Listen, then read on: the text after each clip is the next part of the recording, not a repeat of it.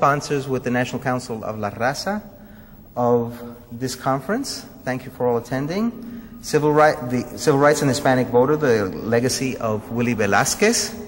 And this coincides with the publication of our most recent book in our Civil Rights series, which now counts some 17 books on the history of Latinos and the struggles for civil rights from the mid-19th century up to the present.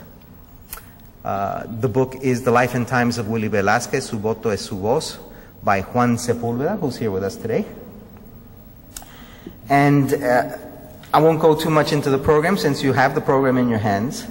What I want to do is acknowledge the presence of some distinguished guests. Honorable Ana Sol Gutierrez, Maryland House of Delegates. Honorable Victor Ramirez, Maryland House of Delegates. Honorable Walter Tejeda, Arlington County Board. I don't know if they've arrived yet. They said they're coming. Brent Wilkes, National Executive Director of LULAC. And I want to thank our sponsors, Prudential Financial. Senator Kay Bailey Hutchinson, who's our host here and in getting this wonderful meeting room. La Alianza del Derecho, Georgetown University, that's the Georgetown University law students, Latino law students. Mickey Barra and Associates, who helped us with the publicity campaign. And of course our partners, National Council of La Raza. A little something about our civil rights program. From the beginning of our incorporation as Latinos into the United States by territorial conquest and purchase during the 19th century, Hispanics have struggled to protect their land, their culture, and their heritage while at the same time claiming their rights to American citizenship. Treaties as well as the Constitution have always promised Hispanics their right to life, liberty, and the pursuit of happiness. The story of the struggle of Hispanics to make these rights a reality, however, has not been told sufficiently enough. Because the accomplishments of Hispanics in their struggle for civil rights have been significant, although they remain largely unknown, Arte Público Press has commissioned the landmark series of books to address the continuing appalling lack of information accessible to students and the general public. The Hispanic Civil Rights Series seeks to document the many contributions to public policy, education, and community affairs by Hispanic civil rights organizations and their leaders. Highlighted in the series are topics of women's activism, immigration reform, educational equity, the participation of citizens in a democratic society, civic culture, and racial cultural relations. Through the publication of these timely books, this truly American story of struggle to safeguard the rights that all Americans hold dear will be made a part of our national narrative and brought to the forefront of our national memory. And we have a selection of those books back there, as well as catalogs and some flyers about the books that you're welcome to take with you. I also would like to invite you all to attend a reception hosted after the conference by the Alianza del Derecho of Georgetown University at the Georgetown University Law Center. The reception will take place on the 12th floor of the Gewurz Student Center.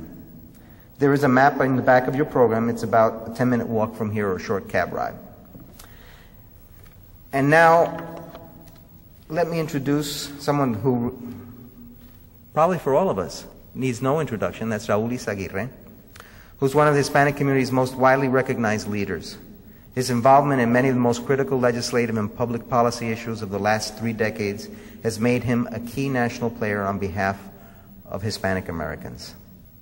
Since joining the National Council of La Raza in 1974, Mr. Aguirre has spearheaded its emergence as the most influential and respected Hispanic organization in the country. In its review of the influence of Latino advocates in Washington, Hispanic Business Magazine concluded that NCLR is, quote, by all accounts, the most effective Hispanic organization, unquote. Hispanic Magazine, that's another magazine, described Mr. Yzaguirre as being, quote, at the center of the Hispanic leadership stage, unquote. He's a frequent commentator on Latino issues. He has appeared on NBC Nightly News, ABC World News, Tonight, CBS Evening News, Today Show, CNN, National Public Radio. He's been quoted in the Washington Post, the Los Angeles Times. He's been quoted across the country in virtually all of the major newspapers. Mr. Yzaguirre is a past chairperson of the independent sector a nonprofit coalition of over 600 corporate foundation and voluntary organizations.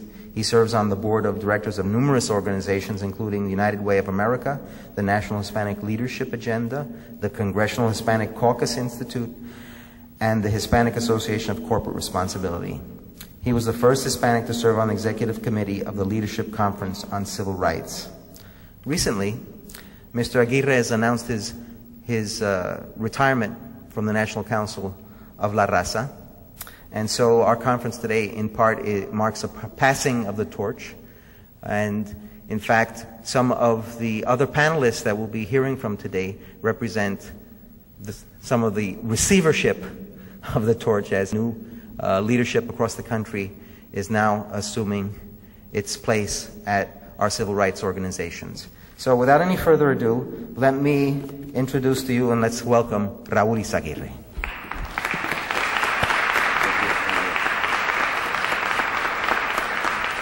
Thank you, Nicolas. Thank you for that very warm and generous introduction. But more than anything else, thank you for your labor of love in trying to recapture and document our history. And I'm going to get back to that theme in a moment, but I want to personally thank you as well as your associates and your organization, Arte Público. First, I want to talk to you about Willie Velasquez. Willie has played an important role in my life. When I first came to Washington, D.C., I and about 10 other folks who tried to put on a smoke and mirrors image that we were 10,000, but there were only really 10 of us in town in the early 60s who were activists. But we put on a good show, and we were able to do, among other things, try to get the State Department to open up some summer jobs for Latinos. And to our surprise, they agreed to give us 25 summer jobs. But this was like in May or April, and we had like 30 days to recruit 25 unusually competent Latinos. So I called some friends in San Antonio and asked who would be appropriate. And one of the first names that came up on the screen was Willie Velasquez. So that was my first introduction to Willie. We recruited him, and he subsequently worked for the State Department on a couple of other occasions. His life and my life were intertwined in many, many ways throughout the years. When he formed Mayo, and I was in the Office of Economic Opportunity, we communicated almost daily and tried to figure out what made sense. I'm trying to think about how to carefully express his untimely departure from this earth. But we had a lot of conversations. As you know, he had cancer and he knew he was dying. And we talked almost every day when he was in the hospital. And we agreed that we were going to spend some time together before he passed on. And the weekday before the weekend, we had a conversation, and I said to him, you got to promise me that you're not going to die before next week when I'm scheduled to arrive in San Antonio. And he said, I promise. And he didn't keep his promise. He died that weekend, and we never got a chance to spend that day together that we had promised each other we would. But his impact on my life remains huge. The impact on our community is even larger.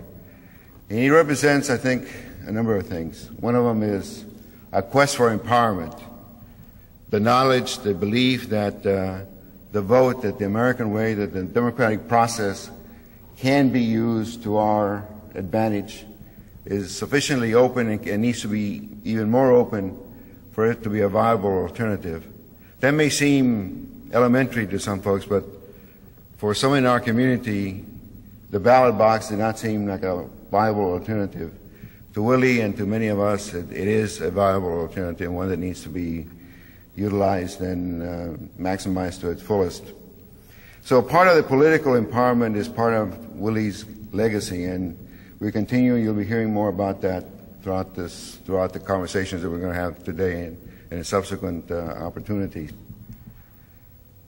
But there's another aspect to Willie's heritage, and that is institution building. Again, I remember a conversation we had after he and I became